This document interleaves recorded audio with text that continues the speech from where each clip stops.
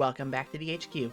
Today, we're going to be reacting to a good enough summary of Kingdom Hearts by Barry Kramer.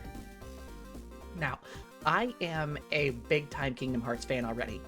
I, know the Kingdom Hearts formulas are backwards, but it's always nice to have a nice little refresher.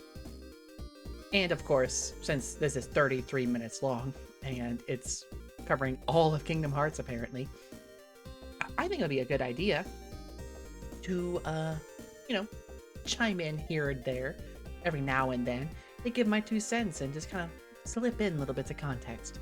So let's just jump right in and see how well this covers all of Kingdom Hearts. Welcome to a good enough summary of Kingdom Hearts. A good enough summary. Kingdom Hearts 1 and like a third of Kingdom Hearts 2, but already off to a bad start. Already off to a bad start. Yeah, so, reason why. With Kingdom Hearts, never follow the numerical order. Always go by, hell, even release order can be can be a bit deceptive. Because before Kingdom Hearts 2, but after Kingdom Hearts, you want to play Birth by Sleep because it is very important despite being a GBA spin-off game. Every one of them is important. I've always been fascinated by the series. I mean, what does any of this mean? So, okay, let's see. Memories. Shion. Palpu Fruit. Recusant Sigil. Master of Masters. Diz. Keyblade. Oh, God. Every single one of these words have eaten at me in some way or fashion before. The Keyblade. Mark of Mastery. Oh, God. I am too Kingdom Hearts brained. I sat down with this good boy Gam, and he explained everything to me for 7 hours. Okay, yes, but it's a lot stupider than you think. And we'll get to that in a long time. Oh, that's valid. Okay. And that's now I'm valid. going to explain everything to you in slightly less time. Please treat any non-accuracy as a true game word. But before we plunge headfirst into the terror that awaits us, there's some stuff you just gotta accept about the world of Kingdom Hearts. 1. Hearts are not literally hearts. They're kinda like a person's soul, but more like their emotional soul, I guess? Yeah. So, technically speaking, the heart, in terms of Kingdom Hearts, exists within the soul. So all creatures have souls. Even, they'll get into I'm sure he'll get into, the nobodies who technically don't have a heart, even though it's revealed Xemnas was bullshitting them the whole time, and they can, in fact, grow their own heart. That's a little something they can do. But the heart is basically in terms of Kingdom Hearts, it's basically a heart within a soul, basically. Shit. Pizza in the wrong pipe. But, it's like a thing that resides in your soul that gives you quote-unquote personhood, in a sense. It's a lot more complicated and stupid than that, but that's basically the gist of it. 2. Light equals good and dark equals bad. Yes. And these are not metaphor, they're tangible forces within the universe. Yeah. 3. Yes, so darkness and light is literally, they're not metaphors, it is Star Wars logic. They are physical forces that exist. If you lose your heart, or it's overcome by darkness, it turns into one of these little guys called a Heartless. So the hearts become a Heartless. Keep up. 4. A body without a heart is an empty husk that turns into one of these slithery dudes, Yes. a nobody. Okay? So you lose your heart, you create both a Heartless and a nobody. You'd think it'd be the other way around, but nope. Simple enough. 5. If you're strong-willed enough, your husk turns into a special kind of nobody that looks like you and can talk and stuff. Yeah. Okay, sure, fine, why not? Yep. 6. If both the Heartless and nobody are destroyed, the original person is made whole again. And whole people are called somebodies. Yep. I know. 7. Yeah. There's Disney and Final Fantasy characters everywhere. Oh, yeah. And retcons. Oh, yeah. This is more There's oodles of those. I find it easier to take this all. Tons of retcons. There's so many retcons. Oh, my God. It's honestly, way more fun. If you're ever like recounting the timeline of Kingdom Hearts, it's way more fun to go in release order than it is in chronological order, because then you can just like go about doing all the retcons. And if you consider it more of an avant-garde interactive art piece than a traditional Yeah. narrative. Okay, let's dive in. Mickey, take the wheel! Kingdom Hearts 1. We start in Destiny Islands, and if you think that name is heavy-handed now, just you wait. Oh yeah. Destiny Islands. Literally. Everybody is just from Destiny Islands, I guess. You'll see. There's a bunch of kids I'm sure I'll running get around, into but it. we only care about 3 of them. Sora, the plucky one, Riku, the angsty one, and Kairi, the milquetoast girl with no discernible personality traits whatsoever. Pretty much, you know, it's just those 3, and then a bunch of Final Fantasy X characters. At least I think they're from Final Fantasy X. I haven't looked it up in a minute. It might be 10, might be 12. I don't know. I have the only Final Fantasy games I played are Final Fantasy VII series games, so I wouldn't know. I know, I'm lame. I need to play other Final Fantasy games at some point. Now, despite having their own cluster of islands to call their own, these kids decide it's not enough and build a raft to go on their own They want to adventures. have an But adventure on a suddenly, boat. And also, you know, Sora's mom appears in Kingdom Hearts 1 with like one voice line and never appears again. Ever. She's just gone. Masters of Masters? More like Sora's mom. I'm calling it now. Masters of Masters is Sora's mom. Yeah, Tifa is in Kingdom Hearts. Tifa is in Kingdom Hearts 2 onward as like a supporting character. And I know like of Final Fantasy VII characters that appear in the first one are Cloud and Sephiroth.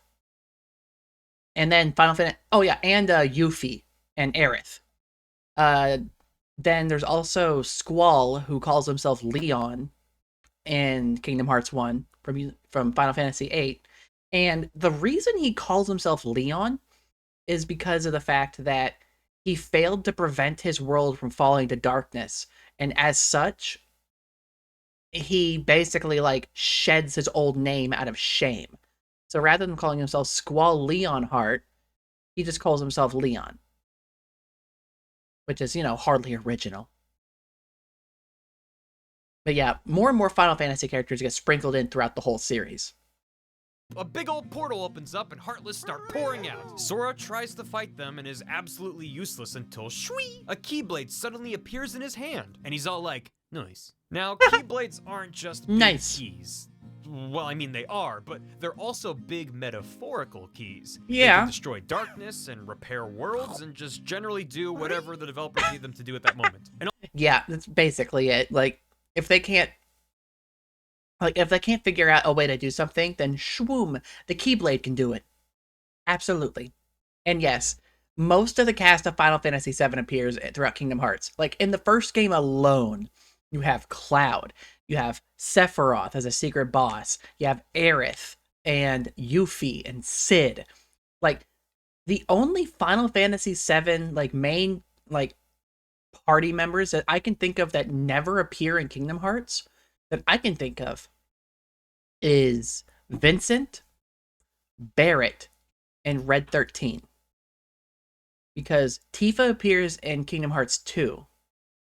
And I think in some of the other ones. I think she appears in 3 as well. In like the Remind DLC. And I can't remember who else appears outside of that.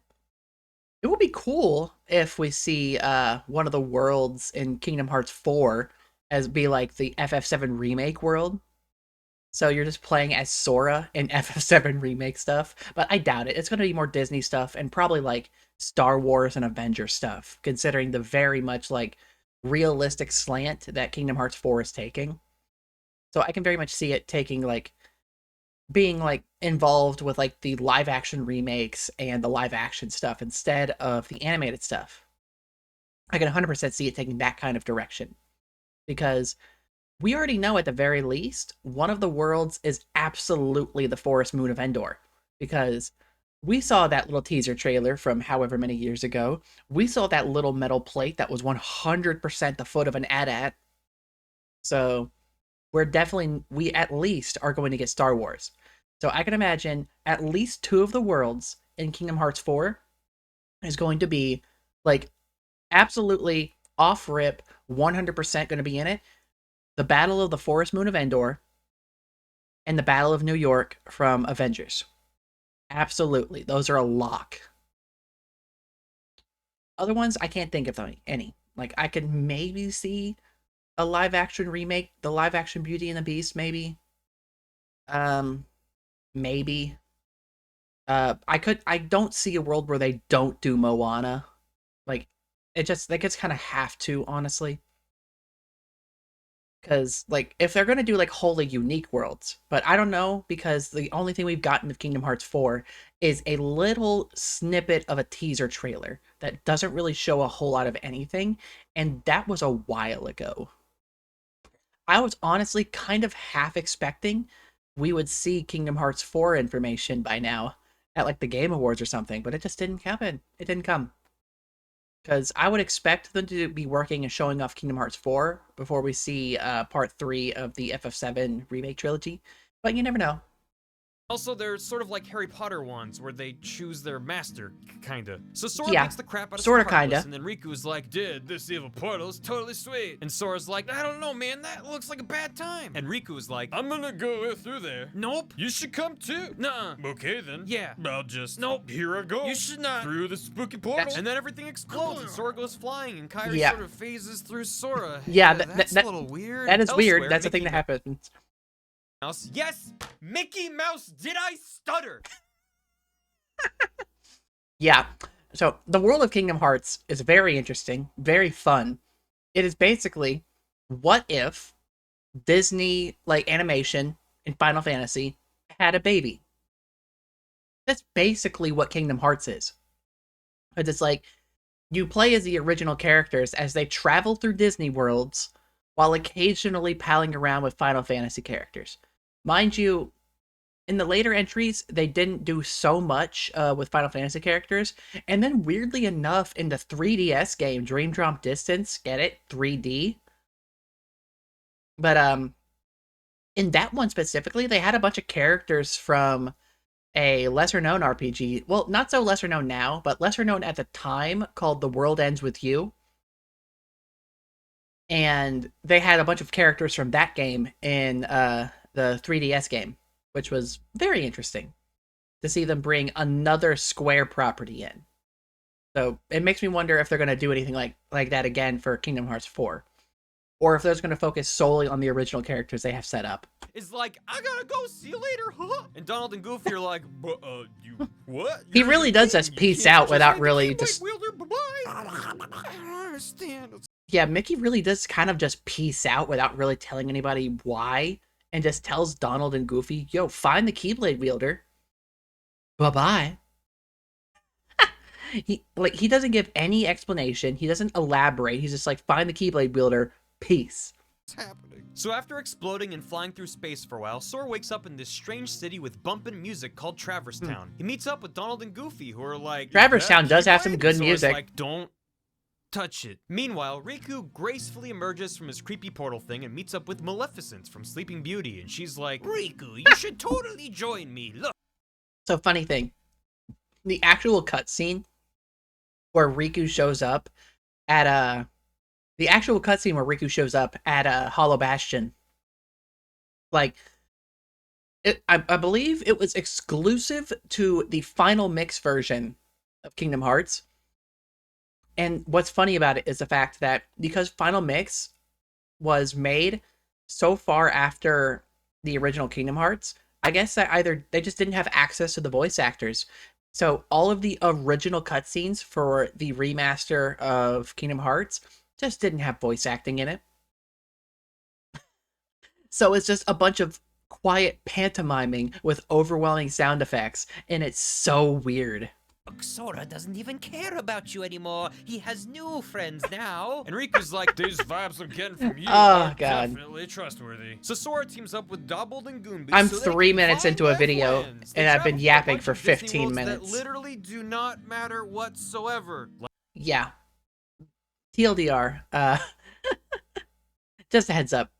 Disney worlds and Kingdom Hearts games, 90% of the time, they don't really matter in the slightest. Like, it's fine if you want to hang out with the adorable little teacup from Beauty and the Beast, and this guy over here, Chub play the tub, fine, but it does not matter to the story. It doesn't. Not in the slightest. Eventually they wind Not up unless in a you big count, old like, castle on mollywopping the Bastion. various Riku villains. pops up and Sora's like, Riku, my friend, after being separated for so long, I have finally found you. And Riku's yeah, for like, real, like Sora was straight up, like, so happy to see Riku, and Riku is just like, nah. Girl, that Keyblade's only been hanging out with you to make me jealous. And Keyblade-chan zwoops on over to Riku-kun. Oh, Scoots, says Sora. So, about that right there, basically, the story behind that is the fact that Riku was originally supposed to be the one to summon the Keyblade and fight against the Heartless. But because of the fact that he so very quickly fell to darkness, it basically, like, went to Sora by default. Because there was nowhere else for it to go. There was nobody else that it could deem worthy of wielding a Keyblade, except for Sora. Because the person who was supposed to wield it, Riku, had already fallen to darkness. So, he just shows up. He can just kind of take the Keyblade, because technically, it belongs to him. Well, it doesn't matter. With Donald and Goofy at my side, we can't... our allegiance is with the Keyblade, not you, so... Yeah, their allegiances were only with the Keyblade, not with Sora. Trip with Beast from Beauty and the Beast also, yeah, Beast is there too. It's super funny. Beast is just there. Sleeping Disney princesses. Riku's in the corner with Keyblade-chan going, oh yeah? And then what did he say? Oh girl, he did not. Wow, what a creep. Yeah. But then Sora delivers this bad... And Riku's just an objectively evil outfit for no reason. Ass monologue about friendship and hearts and stuff, and Keyblade-chan gets all flustered and tsundere and swoops back on over to Sora, and he's all, nice. Riku goes, oh yeah, well at least I still have Ansem, and Sora's like, who's Ansem? And Riku's like, this super evil dude that's possessing me. Yeah. He's also like totally pulling Maleficent strings or whatever. Yeah, last minute villain reveal with Ansem there.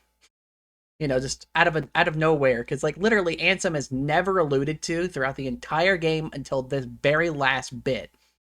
This whole time, the villains have been like Maleficent and this cabal of Disney villains, like Captain Hook and Jafar and Oogie Boogie. And then out of nowhere, Ansem is just revealed as the one pulling the strings this whole time. Like literally last second.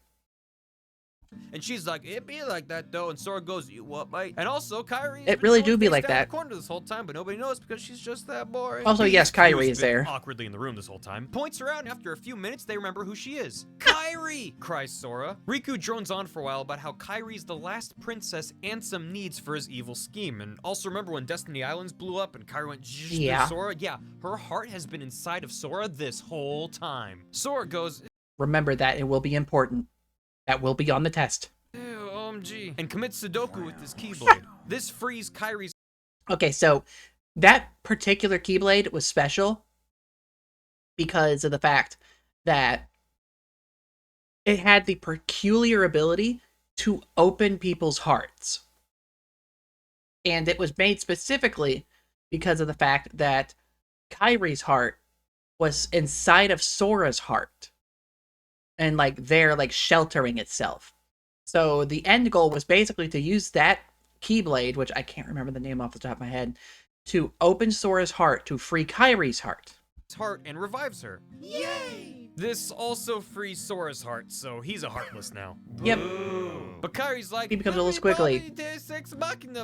And Sora turns back to normal, which contradicts everything we understand about how any of this works, but sure, fine. Ansem sees all this and is like, seriously, like, I checked the wiki and they use the word somehow. Yeah. There is literally no explanation for why she is able to just defy everything we know about Kingdom Hearts and bring him back from being a Heartless without first destroying his Heartless and nobody. It doesn't make sense. And we have no explanation about it to this day. Whatever, I'm outie, peace. And Sora follows him to Destiny Islands, but now it's all destroyed, so it's to Prestony Islands. Ansem and Sora have a good old-fashioned anime showdown. You know, Sora believes in himself, Ansem turns into a boat, and the player mashes X a lot until Ansem is like, all right. Well, that's one way to describe him. Yeah, he does in fact look like a boat in that final boss. He turns into like a giant like Final Fantasy god, like final boss type deal. But he does in fact look like a boat. So you know it tracks. Alright, whatever. I'm gonna open the door to Kingdom Hearts, which is the source of all hearts, and it's all darkness in there and stuff. I love darkness. Check out my tattoo. And Sora's like, alright, fine, open it, you dollar store goth, and sort of fumbles with his Oakleys for a moment because guess what? It's like Ansem is all curses, foiled, bingus bongus, and he explodes. I don't know why he would think that the source of all hearts and goodness is in fact darkness. I don't know why he would think that. Or tries to close the door to Kingdom Hearts, but he can't. Oh no. Until guess what? Riku. Wait, how is he in there? And guess what? Mickey. What? Wait, where's his shirt? Remember this? It's important. I swear, do not forget. It will be on the Mickey test. Close the door from the inside, and bingus bongus bablamo. All the broken worlds go back to normal, and everybody returns to Destiny Islands. And Sora is like, okay, I'll be back. I gotta go save Riku and Mickey. And Kairi just kind of stands there because she has no agency and is barely a character. Chain of Memories. 5 minutes later, Sora's walking down a road with Doorbald and Goblin when... Yeah, so with the beginning of Chain of Memories, it's actually like a direct... I can't remember if it was in the original Kingdom Hearts or if it's only in 1.5 Final Mix. But like, literally, as they're leaving, like, the ending is like them chasing off after Pluto. Because he has like a letter with the Mickey's insignia on it, and they're like, oh, that could be a lead. And then Kingdom Hearts Chain of Memories picks right up with them chasing after Pluto again, going after that letter. So, you know, it's directly led into that. And not Kingdom Hearts 2, like you'd think. a hooded figure arrives and mumbles something about mysteries. Yep. Mysteries. Oh, They here we continue go. down the path and arrive at Castle Oblivion. Ooh. Sora works his way through the castle and meets a whole bunch of creepy figures that dramatically take off their hoods to reveal their sweet, sweet anime hair. There's Larxene and Marluxia and Axel and Lexius and Zexion and Vexen, also known as all the sweet LiveJournal blogs used to follow in middle school. They take turns showing up to do something mysterious and then Sora blows them up. Except Axel, he survives because he had the biggest anime hair of them all. He indeed had the biggest hair. Meanwhile, Sora's losing his memories. Oh, no. The further he moves into the castle, the more his real memories get replaced by fake memories. He starts remembering this girl who kinda looks like Kairi, but she's not. She's got different hair and almost a personality. Her name is Naminé. And Sora's like, I don't remember anything else, so I better find this Naminé. She seems important and was along for our adventures this whole time. Also, I kinda feel like I wanna give her a smooch. A few games of poker later, Sora finally reaches Naminé and she's like, yeah. Okay, so for that bit there, the poker bit, that's because Kingdom Hearts Birth by Sleep is not a traditional action RPG game, like Kingdom Hearts. It is a action card RPG, which means rather than just being able to use like various spells and attacks and whatnot on the fly, instead everything is decided through card actions, and you have to like control your deck and like what cards you have on hand at the time is what dictates your actions and what you're able to do on the fly in a fight. It is much easier to play on GBA than it is to play Chain of Memories, which is the remake of Chain of Memories on, I think, the PS2. And it was on the PS2. I don't know if it was on GameCube, but it was definitely on PS2. And it was a full 3D remake. And the card battle system does not work in 3D. It works far better on like a 2.5D like top-down sprite plane than it does on a 3D environment. It is so bad. Like, it's cool for the cutscenes and stuff, but it does not work outside of the environment of a top-down 2D game. Yeah, I stole all your memories. You have to take a nap so I can restore them, but you'll forget everything from this game. You won't even remember me. But Sora's already asleep in this big old fancy pod. Yeah, so it's like, so basically, Naminé in this, like, she wasn't doing this maliciously. She was being held against her will to do this, to target Sora, to steal his memories for a specific purpose, which I will explain a bit more, because it's pertinent to a whole different game. But, yeah.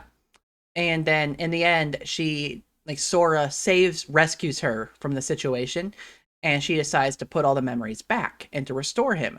But he won't remember the events of Kingdom Hearts Chain of Memories, and the only thing they have to remember is Jiminy Cricket, who has been with Sora and Co. this entire time, basically being like the save function of the game, and like contributing to Sora's journal. Just puts in an entry that just says "Thank Naminé." You know, to thank Naminé for what she's done for them.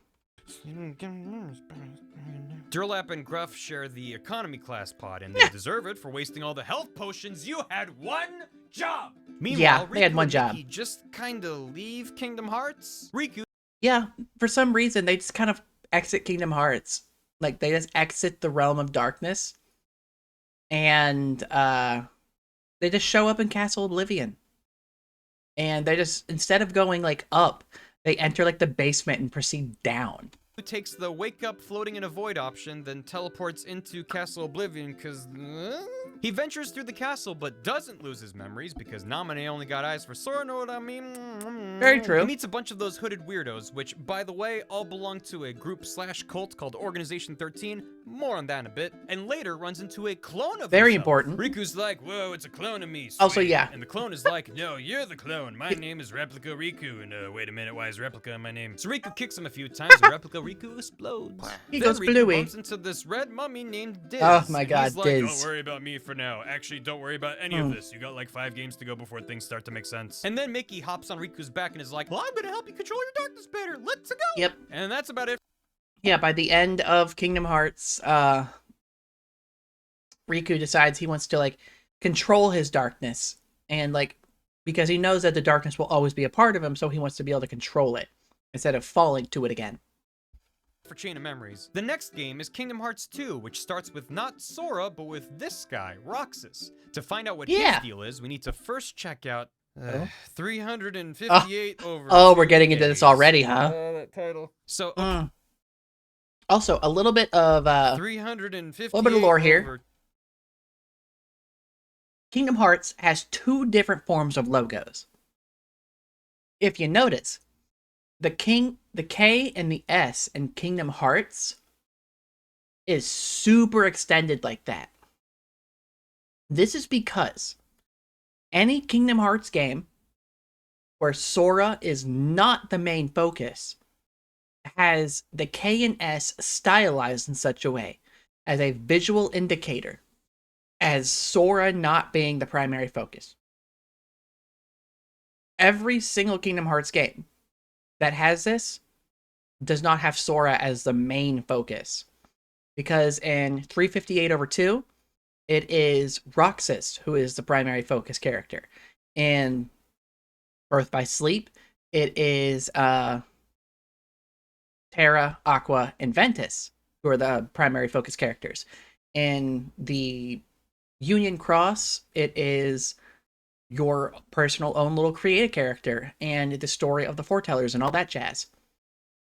But yeah, basically any Kingdom Hearts game that has that specific version of the stylized logo with the super extended K and S is basically a visual indicator that Sora is not the primary focus of the game, but it serves more as like an accent piece to expand the world. While it's still important, it's just not focused on Sora. 2 days. That title. So, okay, again, remember when Sora had a Sudoku and released Kairi's heart and turned himself into a Heartless? That also created Sora's Nobody, who wakes up in Twilight Town one day all boopity boopity, where the poopity am I? He's found by this weirdo named Xemnas, who's like, welcome to Organization 13. Here's your spooky cloak and how to infuriatingly speak in riddles guide. Also, your name is Roxas. Also, yes, every member of Organization 13, their names are basically an anagram of who they used to be with an X just kind of thrown in for flair. Like, for Sora, the letters are jumbled up and an X is tossed in the middle and it becomes Roxas. So that's basically the naming scheme for your Organization 13 name essentially. And this introduces Roxas to the rest of the Breakfast Club. Luxor, Demix, Syx, Zaldin, Zigbar, remember him for later, and He is hey, important, we know these yes. guys. This game takes place at the Very same important. time as Chain of Memories, so you got some characters going back and forth between the two. It's super. Roxas goes on adventures around Disney World and becomes best buds with one organization member in particular, Axel. Yeah. Ice cream and just totally They become best it's buddies. Super cute. Then Xemnas is like, yo, some stuff is going down at Castle Oblivion. Who's in? And a bunch of Organization 13 members head over there, including Axel, and then that ties in the Chain of Memories. Then a new character. So a little bit more on the plot of Chain of Memories, actually, and why they go over there. Basically, they set up the plot to capture Sora's memories through their own evil machinations. But Marluxia, the pink-haired one, is like the leader of that sect of Organization 13 during that mission, and is secretly plotting to overthrow and take over the organization from Xemnas. And Axel is sent there as Xemnas' spy to keep an eye on them all. And he is like subtly undermining Marluxia's plan to take over the organization. You know, a little bit more context, which is why like all but Axel are defeated, mostly because they like Axel kind of lets it happen. Pops up the 14th member of Organization 13. What? Her Oh, name yeah. is Shion, and she She is "I'm very weird, important. I don't know who I am. And for good reason. Turns out she's... Let me just check my notes here. Uh-oh. A replica of Sora created by Xemnas using the memories Naminé took from Sora as a failsafe in case Roxas ended up not going along with Xemnas' crazy schemes. All right, so... yeah, so Xemnas created Shion. The Shion's name, because Shion is not an original person. Shion's name originates from number 1, as in replica number 1, because she is the first replica of Sora, with the 1 replaced with an I and the X placed in the front. So it becomes Shion. She is created as a replica of Sora, created using the memories that Naminé took from Sora in order to use her as like a backup in case Roxas doesn't work out, which is why Shion can wield the Keyblade at the same time as Roxas. So, yeah.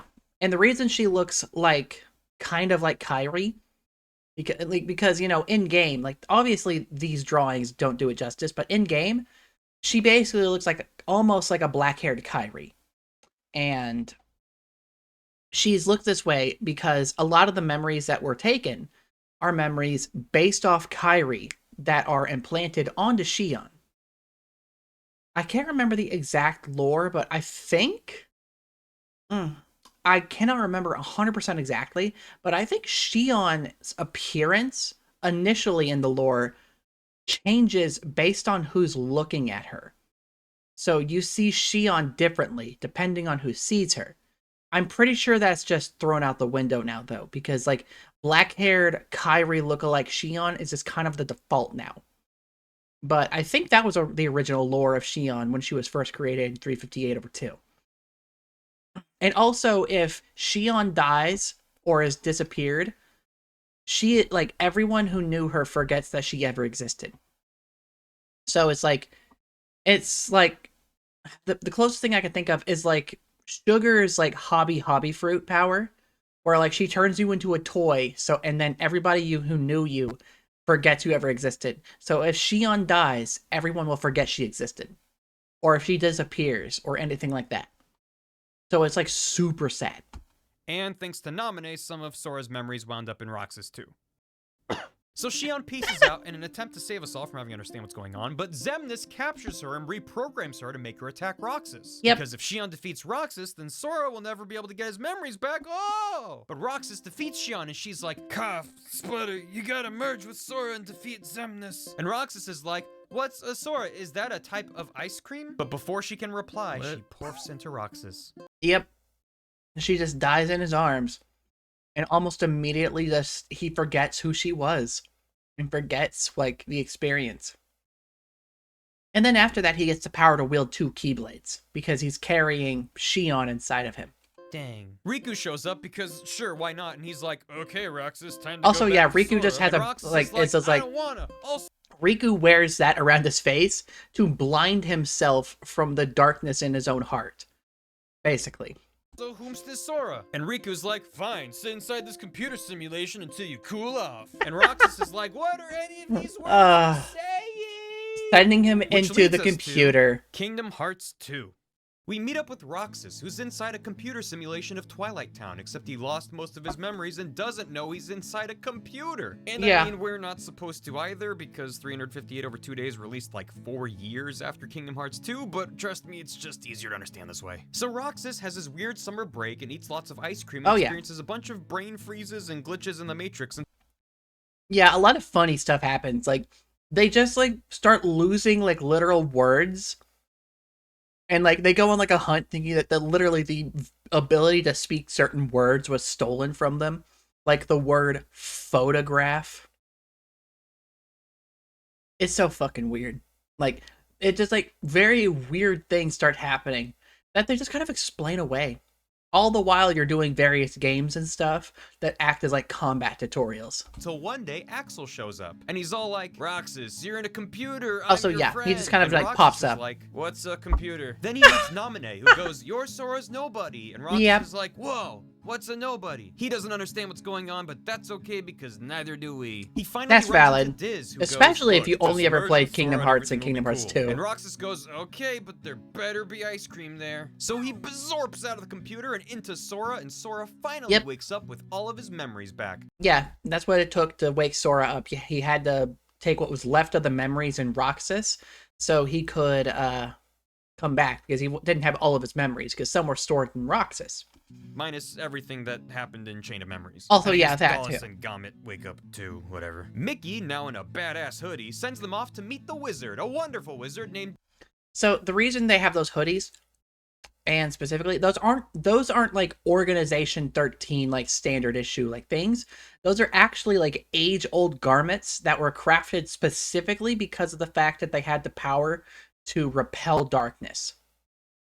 So the reason they wear like, even Mickey wears one of those cloaks is because it's a very powerful tool for pushing away darkness and stuff.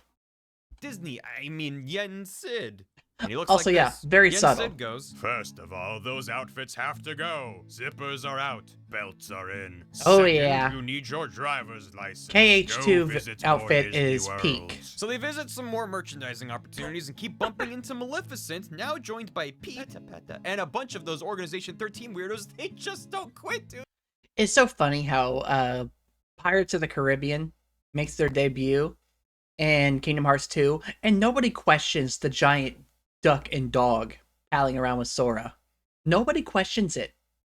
Everybody else is, like, photorealistic, but then you have Sora, Donald, and Goofy show up, and nobody questions it whatsoever.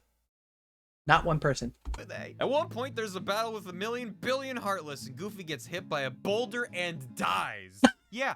Okay, he's yeah, dead. that does happen. Angus Bunger, you're 6 feet under. That does happen. Sora, like literally, like, it's like a moment of hope as, like, they're being attacked by, like, 10,000 Heartless, and a boulder just flies out and just cracks Goofy in the back of the head, and he drops. And, like, everyone treats it deathly serious. Like, Mickey turns and, like, glares down the crowd, and he's like, they'll pay. It is so funny. Like, in the context of just being Kingdom Hearts Disney bullshit, it's so funny. Somewhere in all this mess, we get a big ol' exposition dump. A while ago, there was a nice bearded man named Ansem the Wise, who was a man of science. Or Yeah. the Kingdom Hearts equivalent of science, because this guy was researching hearts and light and wrote his dissertation on feeling good and having friends. Now, Ansem the Wise Very, had an a apprentice very by valid the name thing. of Xehanort, who let his heart get consumed by darkness because he's a weirdo. This created Xehanort's Heartless, which confusingly decided to call itself Ansem. We still don't know why. Like, other than, like, outside of the plot twist of the reveal of Ansem the Wise versus Ansem Seeker of Darkness, I don't know why it decided to call itself Ansem.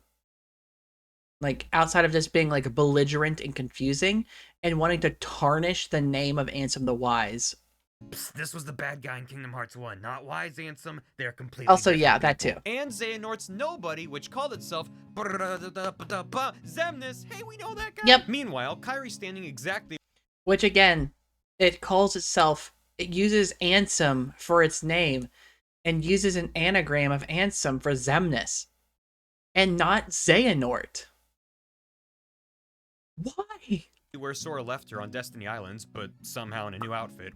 Also, another tip there. That is not entirely correct because, like, during the year that Sora was asleep in the pod, Kairi was actually just kind of back, like, because we learned that Destiny Island is actually just a small island off the coast of a much larger continent, and Kairi just went back to the continent and she just like went to school and did like normal shit with her life, and for like a year before like returning to Destiny Islands just in time when Axel for swoops this. in and kidnaps her. He wants his buddy Yeah. Roxas back, and he's not gonna let Organization 13 boss him around no more. Oh no siree. But Also, yeah, he basically like defects from Organization 13. he instantly sacrifices himself so Sora can jump through a portal to the world. It also that doesn't make any never sense for him to was. just lose to a couple Sora's of squiggly like, boys. How can I be in a place that never was when it clearly currently is? But just then a mysterious figure emerges. It's Ansem, but no, it's Riku. It's Yeah. Riku, but he looks like Ansem.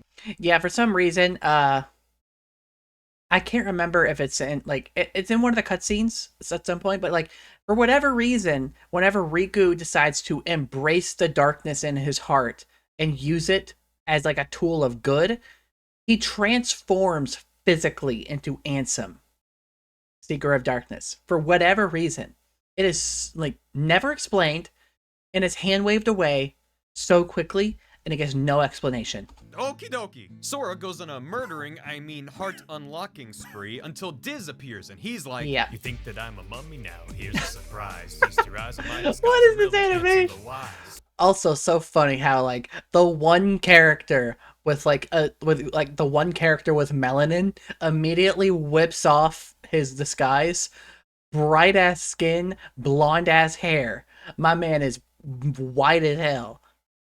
What was that? The bad guys are conspiring to make their own Kingdom Hearts, but they forgot a little something that's right, my looks and my smarts. I'm gonna use this pewter here to digitize the skies. You better idolize and recognize I'm Ansem the Wise. Sora, don't move for and Kairi. I bid you all adieu because my computer is backfiring. So Diz's computer explodes, which causes Diz to disappear.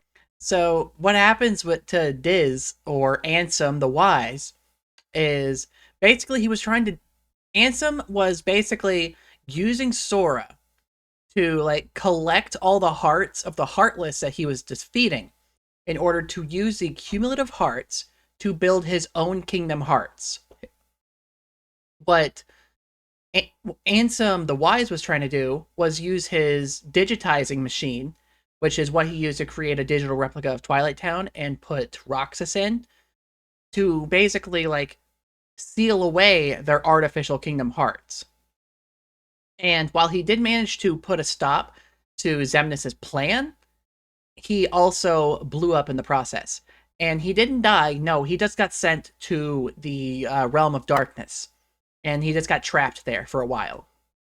So, you know, he's still around. And for some reason, also turns Riku back to normal. Also, Xemnas yeah, that's is how all, the hand "My wave it. beautiful It plan just, ruined itself." like, destroying the artificial Kingdom Hearts, just for some reason, turned Riku back to normal. Etc., let us fight. Sora and Riku hold hands and prepare for a good old-fashioned anime showdown. Sora believes in himself, Xemnas turns into a boat, and the player Yeah, bashes Exelot. it does and happen. It sometimes literally again. Triangle, until Xemnas is defeated. Yep. Everyone winds up back on Destiny Islands because sure, whatever. And Namine's there too, and she's like, hey Kairi, nice to meet you, I'm your nobody. And Kairi stares into the middle distance. Yes. Now, I'm pretty sure for this, I'm pretty sure Namine had to give up her physical form as well. Because one of the big like plot points in Kingdom Hearts 3 is the fact that they're trying to get a replica body for Namine in order to give her her own body and her own ability to exist outside of like with not with like Kairi existing. because I can't remember if it's at the end, like somewhere in Kingdom Hearts 2, Naminé fades away and disappears because she can't exist at the same time as Sora being like aware and existing. So like she vanishes around the same time as Sora awakening. So technically, Naminé does not exist physically at this point. And like her heart, I believe, exists either within Kairi or within Sora, one of the two. So everything ties back to the moment Sora released his and Kairi's hearts. Yeah, pretty Either much. It's poetic in its simplicity or stupid in its stupidity. A little both. A little bit of both. This moment should have created 2 Heartlesses and at least 1 Nobody, because Kairi's heart isn't really connected to her body at this point. But Kairi is a princess of heart, meaning she has 0 darkness in her heart, so she doesn't create a Heartless. She does create a Nobody, but she has no body for it to form from, so while Sora is busy splitting off into his Heartless and his Nobody, Kairi's Nobody, Naminé, is created from Kairi's heart and Sora's body. Yeah, it's really weird. Why she was able to meddle with his memories and whatnot. So to sum it up, I don't know. I said up front this thing was filled with retcons, right? Pretty much. Like, Naminé is created from Kairi's heart and Sora's body. It's why it's not like an exact replica like the other Nobodies are. And yes, there's a reason why Roxas doesn't look like Sora. And they will get into that in a moment. And I'm sure they'll get into that. And if not, I'll get into it. You bet your ass I will.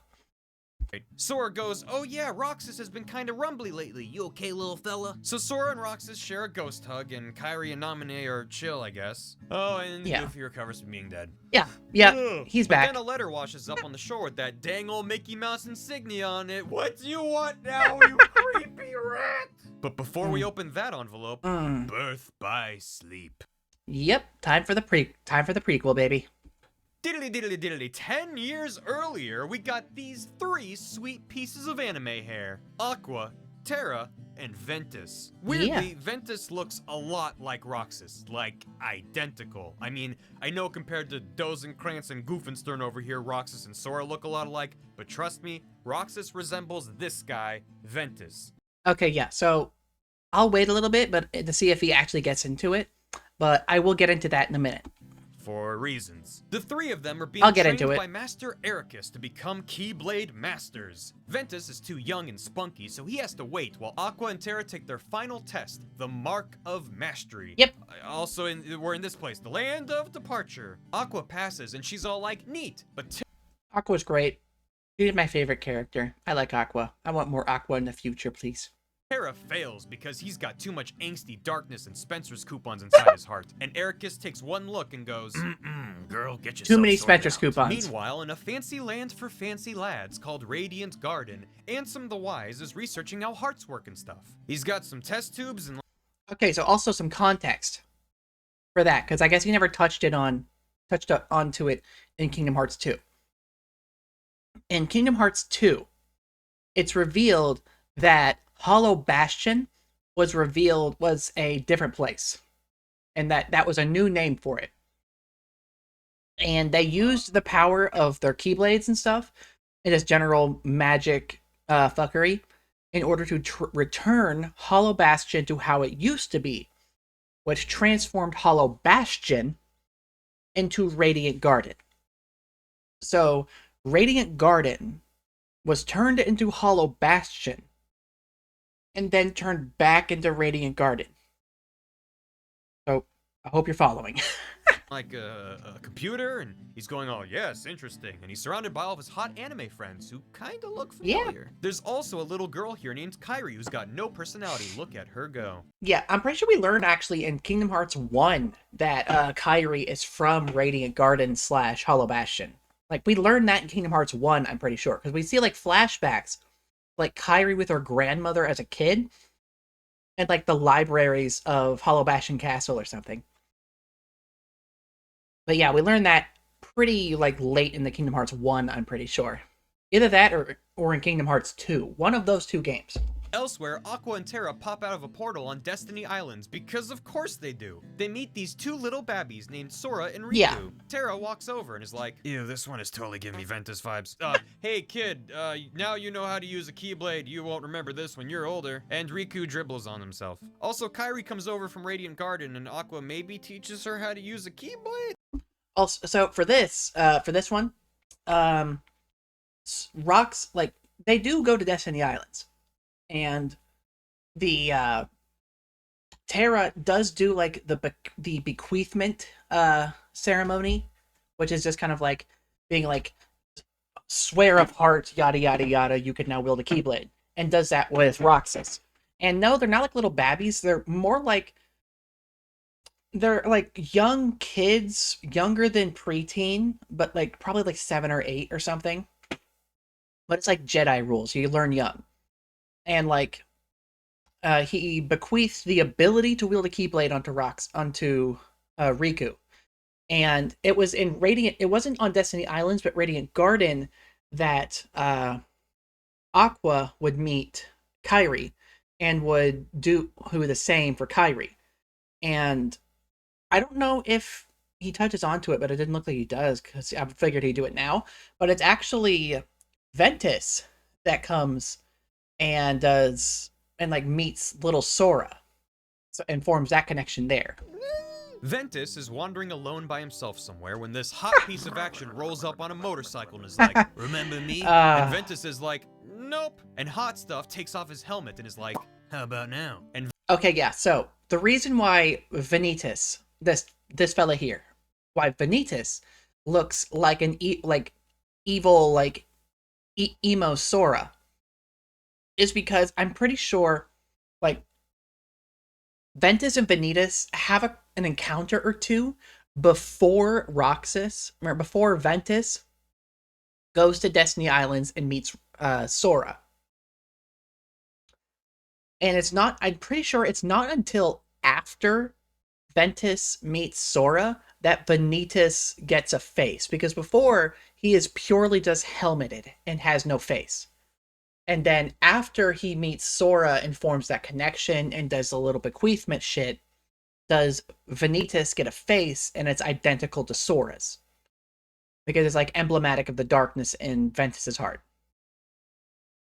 And that's why Vanitas looks like Sora. Ventus is like, sorry, I only know one other dude with yellow eyes. Wait! Turns out Ventus forgot a whole bunch of stuff that was super important. Before he was being trained by Master Ericus, his master was this objectively evil-looking dude with yellow eyes named Master Xehanort. How about that? Oh, yeah. Also, fun fact, Xehanort in this game is voiced by Leonard Nimoy. And Ericus in this game is voiced by Mark Hamill.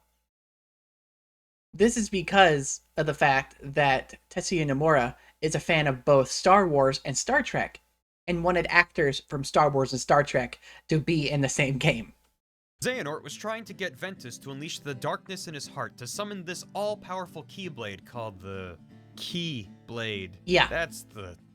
That's the Greek letter. That's the Keyblade. But Ventus was like, I don't wanna. I'm a good boy. Look at my badge. And Xehanort's like, fine. Certified good boy. Darkness myself. And goes shoobly bop, sucks the darkness out of Ventus's heart, and makes Motorcycle Man, also known as Vanitas. Oh, and he looks exactly like an evil Sora, but just don't think about it. It's fine. Well, I already got into that. So, now you know why he looks like an evil Sora. Flashback over. Ventus is like, oh yeah, I remember. And Vanitas is like, cool, we gotta fight. Meet me at the Keyblade Graveyard. Okay, so long ago, there were tons of Keyblade wielders, and they all fought over the Keyblade in this epic war, and now all that's left is a bunch of keys in the ground. But Ventus knows all this. Play the mobile game. Okay. Meanwhile, Terra's getting super moody and kills Master Ericus. Ericus is like, why, my pupil? And Terra's like, I don't know, Gam didn't go over this part in detail, but I'm assuming darkness? Then okay, that right there is he explains it right here, Okay, so Ericus realized what Xehanort was doing and came to the conclusion that killing Ventus was the only way to stop him for good. Terra comes in and only sees Ericus about to kill Ventus and is like, oh, whoa, don't kill my friend. Wait, but I have a don't kill my friend or I'll fight you, bro. It's like, no, but Terra, Xehanort, you want to go, bro? And then he murders him. It's all in Terra's story because Birth by Sleep is split up between 3 different storylines on 3 different stories. It's like Sonic Adventure, where you play as 3 characters in a concurrent in like a parallel storyline, but from 3 different perspectives. But yeah, so basically, as Gam says there, Terra kills Ericus because Ericus decides the only way to prevent Xehanort from succeeding in his evil machinations is to kill Ventus, because Ventus is small, weak baby boy. Terra shows up, only sees that Ericus is about to 86 Ventus, and kills Ericus instead in order to save his best buddy, while also kind of being manipulated like the dark side by Xehanort. And that's why that happens. And everyone piles into the minivan and heads on over to the Keyblade Graveyard for their big anime fight. And you know it's serious. It all goes down in the nobody Keyblade turns Graveyard. into a boat. Ventus versus Vanitas, Terra versus Xehanort, who's like, hello, and Aqua versus this dude who you might recognize better like this, but he doesn't have his cool eye patch and scar yet. Yep. Name Brag. One of the most important characters in the entire franchise. Xehanort is like, I'll have the Keyblade, not Keyblade, and with that I'll control Kingdom Hearts. And Terra's like, nuh-uh, no siree, stop right there, Mr. Bister. And everyone starts fighting. Aqua beats up Brag, and he's like, now I look cooler. Ventus and Vanitas fuse, which sorta creates the Keyblade for a second, but then it explodes. Yep. And then Ventus explodes. He's just asleep, but his heart goes swoosh over to Destiny Islands to go live in Sora's heart and heal up. Sure, okay. Yeah, so that's why, at least, theorized, because it's never outright confirmed, but that's why Roxas looks like Ventus. It's because Ventus formed that connection with Sora early on, which is why Vanitas looks like a evil Sora, and that connection is what allowed for Ventus's heart to eventually fly over to Sora whenever it was damaged and in need of protection, and it took root in Sora's heart in order to protect itself and heal, while his body was left unoccupied by a heart and left in a comatose state. So that's why Roxas looks like Ventus. It's because, technically, while yes, he was Sora's nobody, he also used Ventus as a base. Aqua takes Ventus's blown-up body back to the land of departure and uses her Keyblade to turn it into Castle Oblivion. Also, technically not Aqua's Keyblade, because I'm pretty sure Aqua's Keyblade breaks in the battle at the Keyblade Graveyard. So Aqua takes up Master Ericus's Keyblade instead.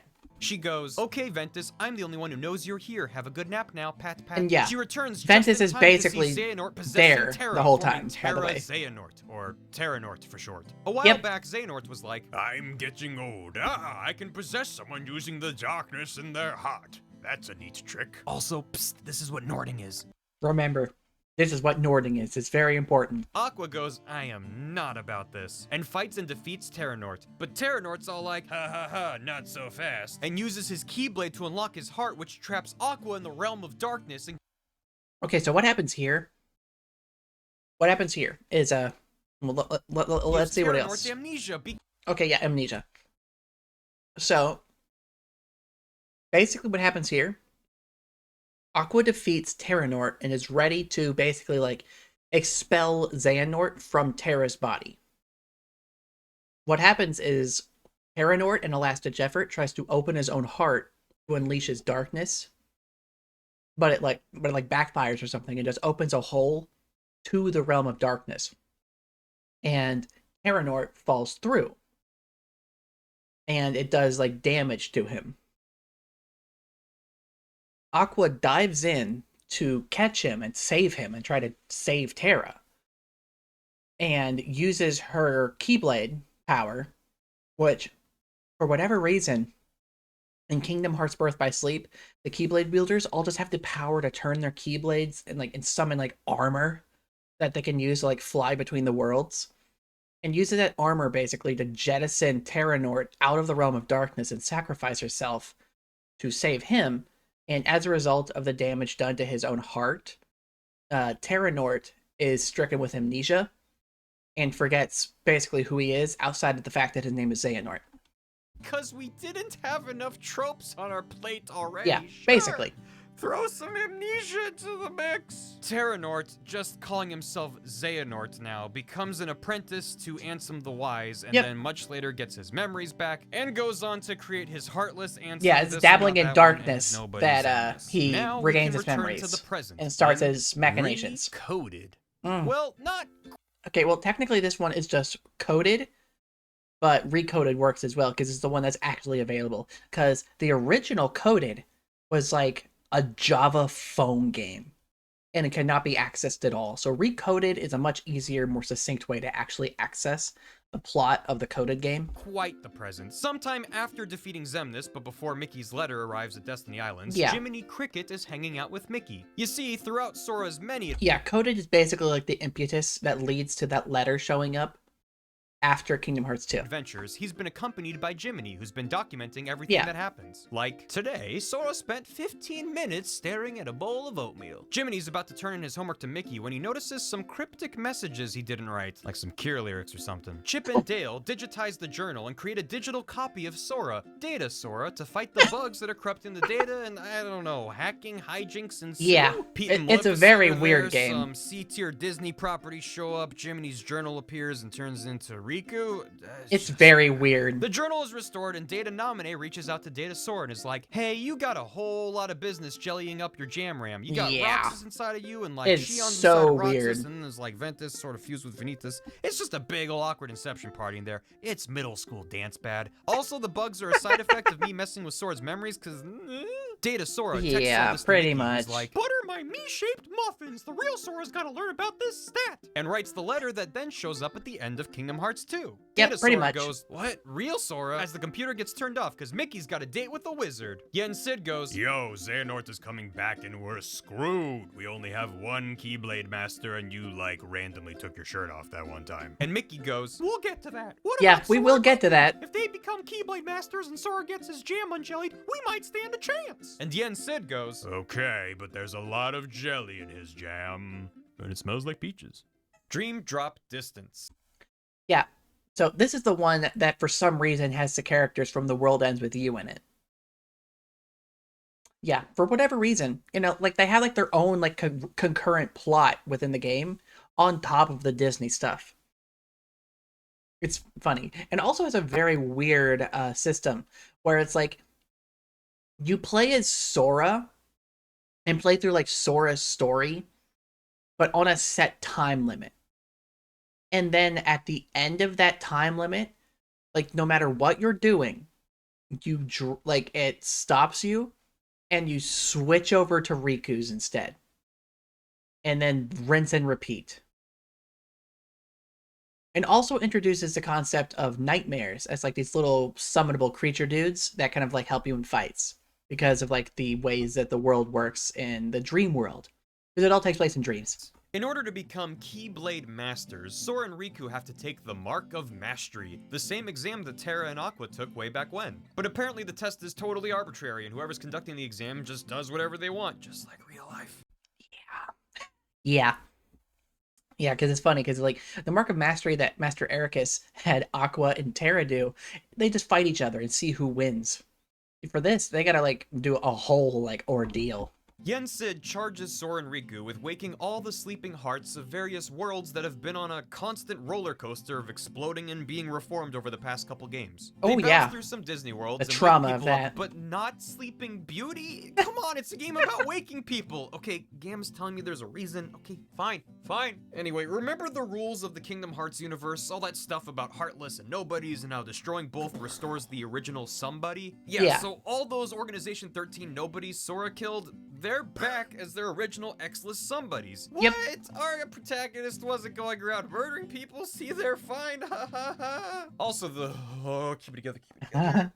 The X in all those we're talking about this now? An X. We're talking about this? Recusant sigil, and Xehanort uses it to mark his BFFs and track their location. This even works on clothing, and that's... Oh god. That's how they're able to track Sora throughout this game. Yep. Because they put an X on his shirt. Yep. The recusant sigil is just an X, a fancy X, and it is put in the names of all org members, and is on Sora's shirt, and it's how they're able to track, and it's how Xemnas and Xehanort is able to track, like, his people. Woo! Oh, and then this guy shows up. This is Oh my god. young Xehanort. Oh, this young Sheldon-ass motherfucker. Yeah, they bring time travel into it as if there wasn't enough crazy-ass shit to talk about. Yeah, so now there's time travel in this series. Good! I am over the heart-shaped moon! Thank you! It really doesn't matter how time travel works in this universe, and I'm scared to open the wiki again, so here's all of Gam's notes on the matter. Basically, at some point, Evil Ansem went back to Destiny Islands where Xehanort grew up because, because everyone's from there. He met the young lad and was like, here's some, going back in time potion. Go round up all the Xehanorts because we going hard. Because, okay, Xehanort's heartless. Okay, so basically, how it actually works is you can travel through time if you know how to. If you know how to manipulate your own heart, you can travel through time. However, your body cannot travel through time. Only your heart. So whenever you travel through time, like wherever you end up, your heart will be there. You won't have a body, which is why, he's there walking around in a burlap sack. And also, you can only travel to periods in time where you are physically present. You cannot travel back before you're born or after you die. Only the points where you're physically present. That's how time travel works in Kingdom Hearts. Was killed in Kingdom Hearts 1, and his nobody was killed in Kingdom Hearts 2, which means Xehanort's somebody is back and ready to crack some skulls. And wait, why does he look like creepy old man Xehanort, not Terranort? I thought I understood how this worked. My best. Oh, but now we learn about Xehanort's ultimate master plan. In Birth by Sleep, he wanted the Keyblade in order to control Kingdom Hearts. But the Keyblade exploded, and conveniently it likes to explode into 20 pieces. 7 light and 13 dark. Incredibly Xehanort specific. All, I want those shards. Like he's the villain in a cereal commercial or something. Originally, he planned for the 7 light pieces to come from the so-called 7 princesses of heart. Yeah. Snow White, Cinderella, Alice, Aurora, Belle, yep. Jasmine, and Kairi. This is yeah, all the Kairi business for some with the reason. Princess Pods and Hollow Bastion back in Kingdom Hearts 1. But the 7 light pieces could also be the 7 Guardians of Light. Yeah. Nikki, Sora, Riku, Ventus, Aqua, Terra, maybe Kairi. It's not really clear right now. Meanwhile, the 13 dark pieces it's not clear at all. A little harder to come by. We got a couple bad eggs bumbling about, but 13? Not quite. So Xehanort, being the rational person he is, decided to essentially create 12 copies of himself by putting a little Nort into all these nobodies, which together would then act as the 13 dark pieces needed to form the Keyblade. This is why Xehanort created Organization 13. Yep. His plan was to Very Nort concise. each of the members so he'd have his 13 dark pieces. Yeah, basically Instead, it's just created, he just wanted to create a club full of himself. And also Sora killed everybody, so way to go, Sora. He also tried having 2 of the members be as heartless and nobody, which is totally cheating. Xehanort being the rat. So naturally, the next time he does it, he makes 3 of the members, like 4 of the members himself, his heartless, his nobody, and his past self, naturally. Rational person he is decided, hey, that's a good point. What am I doing norting unwilling people? I'll just find people who want to be me. Like, me. So that's why he sent Ansem to seek out young Xehanort in the past. He's making a new Organization 13 out of some time-traveling Xehanorts and a bunch of other friends called the, wait for it, real Organization 13. Kino name. No notes. Boo. They should have called it the Super Excited to Be Xehanort Club. So Xehanort gathers himself, young Xehanort, Ansem, Xemnas, Xigbar, and Syx, who are part of the old Organization 13, but apparently just can't get enough of that Nort juice, and 6 other shadowy Well, Xigbar is very important for reasons. Figures that'll almost certainly get revealed in Kingdom Hearts 3. They're probably like time-traveling goofies or something. Oh, yuck. But I wait, wish. I hear you counting on your fingers. That only makes 12. Yes, they're 1 short. So Xehanort decides the 13th Nort shall be Sora! He kidnaps Sora because I guess Goofus and Dalent do literally nothing all day, and is about to Nort Sora super good when Lee dives in and saves the day. Psst, Lee is Axel's somebody, and he only really cares about Roxas and Xion, but Sora will have to do. And I'm pretty sure by Kingdom Hearts 3, he just tells everybody to keep calling him Axel. Because, you know, he just wanted to be cool. He wanted the cool name again. Xehanort goes, It's so funny. Drat, I'd kidnap you again, but we're all out of our going back in time potion. Until next time, when the 7 and 13 are destined to fight, and summon the Keyblade in Kingdom Hearts 3. And all the Xehanorts disappear. For now. Riku and Yep. Sora go back to Yen Sid and they're like, wow, the whole universe was at stake. Glad we got out of that one. Hoo-wee, I almost forgot we were taking a test, haha. And Yen Sid goes, Riku, you passed. Good job. Sora, you almost got Norted. You fail. Yeah, so by the end of this game, Riku is officially a Keyblade Master. You know, but not Sora. he was very close to being Norded, so you know he flunked that out. and Sora goes, Nort again.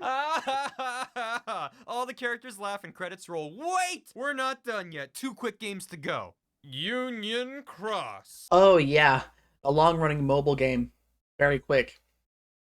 Honestly, this is the one game I don't know all the lore about. So I think maybe in the future I'll do a reaction video to the lore of Union Cross. Especially because of the fact that Union Cross ended a few years ago. So, you know, good opportunity. Long ago, I mean, like, long ago, all the worlds were connected, and it was the age of fairy tales. In this harsh on the eyeballs place called Daybreak Town, Oh, there yeah, was this it is guy super called bright. the Master of Masters, who wore a sweet Good hooded old trench mom. like the organization dudes, and he wrote this book of prophecies with the help of his Keyblade No Name, which can see into the future, but only the future it's actually around for, like in the same room. Look, it's got a magic creepy eyeball. So the Master of Masters goes to his 6 apprentices and is like, hey guys, I'm gonna peace out. Here, you carry No Name around to pass it down through the generations for no particular future site related reason. Yeah. And this box, don't open it. And the rest of you get a signed copy of my book. You're We still don't know what's in that box either. Like, it's theorized that, like, it's like a body of somebody in that box. But we don't know. We still don't know. welcome. But little did the apprentices know, he gave each of them a slightly different copy of the Book of Prophecies. They read their books and Oh, learn yeah. there's a traitor amongst them, but Oh, not Mogus? really. The apprentices scatter to the winds like dandelions and create their own little groups that learn to use Keyblades. Very Years and years appropriate pass, timing. These groups all end up fighting in the Keyblade War and shattering the Keyblade into 20 pieces, and yeah, there's some of your backstory, I guess. Look, And then, of course, it doesn't end at the Keyblade War, of course, because eventually there's some shenanigans where, like, a group of rebels within the 5 foreteller party system rise up as a part of the Dandelion. A group called the Dandelions formed by one of the other foretellers, and they, like, escape into, like, a data version of Daybreak Town and reside in there, while some other, like, darkness-related, like, shenanigans happen. Yeah.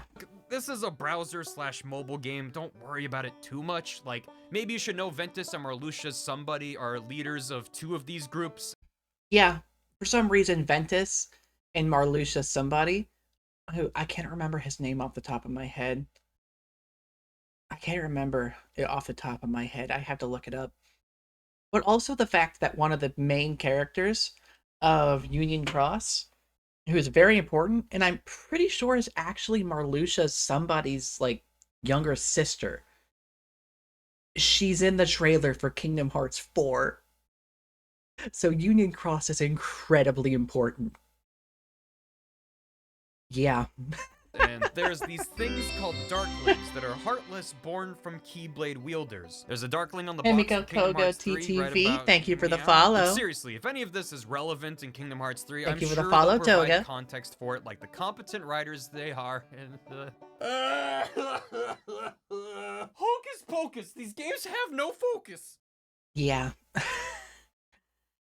It was really cool of a moment. it was really cool of a moment for what happened in Kingdom Hearts 3 involving Union Cross, where it's like, what's his face with silver hair shows up. God, I can't remember his name either. Shit. Where he shows up and it's like you mash through the keyblades of all of like the ranked users of the game as like the past keyblade wielders to mash through all the Heartless. But yeah, they don't really explain it.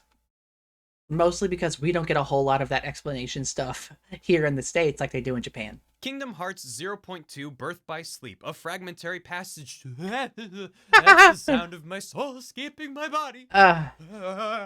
Kingdom Hearts 0.2 Birth by... Hey, you know what? Let's just call it No for short. Acts as a kind of prequel sequel that sets some things up for Kingdom Hearts 3. You play as Aqua, picking up right after the... Yeah, so Fragmentary Passage is basically like a tech demo for Kingdom Hearts 3, where it's like, it gives you like the rundown of how KH3 is going to play, and gives you a little story involving Aqua, taking place after Birth by Sleep, but before Kingdom Hearts. But also kind of simultaneously to Kingdom Hearts at the same time, because the ending of 0.2 like has to do with also the ending of Kingdom Hearts, because there's like some weird like hyperbolic time chamber shenanigans happening where it's like time moves differently in the realm of darkness than it does in the real world. Events of Birth by Sleep, where she was trapped in the realm of darkness by Terranort. She wanders around some Disney world swallowed up by darkness, fights her doppelganger, Phantom Aqua, and finds Ventus and Terra, but they're not actually there. She's just lonely. She's just she fights having some shadow monsters creepy and ends visions. up falling even deeper into darkness, but eventually runs into Riku and Mickey. Because, yeah, even though her story took place 10 years before Kingdom Hearts 1, time is super janky in the realm of darkness. Yeah, Which sure is convenient pretty much. if you're a writer and want to get your prequel character into the present story. Aqua fends off the darkness while Riku and Mickey close the door from the end of Kingdom Hearts 1, and Mickey literally loses his shirt just to preserve continuity. Yeah, so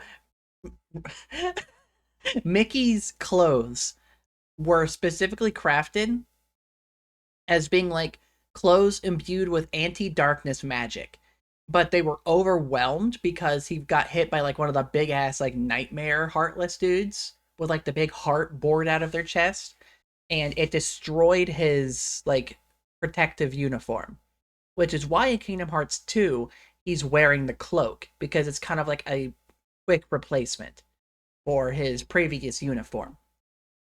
There's no So other reason. It just destroys his What shirt a to retain guy! continuity. What a guy! The door is successfully closed. Hooray! I did not need to Except Aqua is see- still trapped in darkness. I did not need to see Mickey's Elsewhere, Yen Sid 12 is pack. like, Sora, not only did you fail my super simple exam, but your Yeah. brush with getting Norted actually left you Metroided. Look, all your stats are Metroided? back to level 1. Sora goes, oh well gosh, Yeah. no, it ain't that convenient. I mean inconvenient. That's basically There's what no happened. time. Go to the Colosseum from Hercules and hang out with Danny DeVito.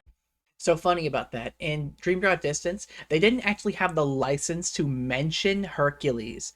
So they just made a bunch of offhand references vaguely to Hercules. And I had other characters like flexing and doing like muscle poses in the background to kind of like allude to who they're talking to, like a little wink wink nudge nudge, because they couldn't actually mention Hercules because they didn't have the license to use him in Birth by Sleep. And it's so funny that they had to do it that way. Also, Lee is a Keyblade wielder now. Yeah. And Kairi. Yeah, I'm so Lee tired. and that Kairi takes just us to become Kingdom Keyblade Hearts wielders. 3. Sora's gotta train, Riku and Mickey gotta rescue Aqua, Kairi's got to maybe develop into a character, and Xehanort is off somewhere trying to get the 7 Pieces of Light and the Sex Club to go to prom together. What'll happen? Will Xehanort reassemble the Keyblade only for Yen Sid to pull a King of Red Lions and be like, I made this? Will the Disney and Final Fantasy characters actually have any kind of bearing on the overall plot? Will we Nope. meet a character without pointy anime hair? Will we get Maybe. to befriend him over the course of our journey, and then in our final moment of need his hair pointifies and he saves the day? Will Goofy say a swear? If only. Let's Goofy swear! If only. And that was a good enough summary of Kingdom Hearts, with a lot of interjection by me, because I know way too much about Kingdom Hearts and I just can't help myself. Now, I do see that he did also a video on Kingdom Hearts 3, which that will be its own video, because this video is over it's almost an hour and a half long. So naturally, I'm probably going to be doing a lot of yapping on the next one too. So I'm going to save that for its own video. Let me know what you think down in the comments below. Did you learn anything new with Kingdom Hearts? Did you already know all of this stuff? Yap about your favorite aspects of Kingdom Hearts lore down in the comments below. Of course, don't forget to like the video, subscribe to the channel, and ding that bell so you know when I upload and helps me in the algorithm. And as always, I will see you next time at the HQ. Bye-bye.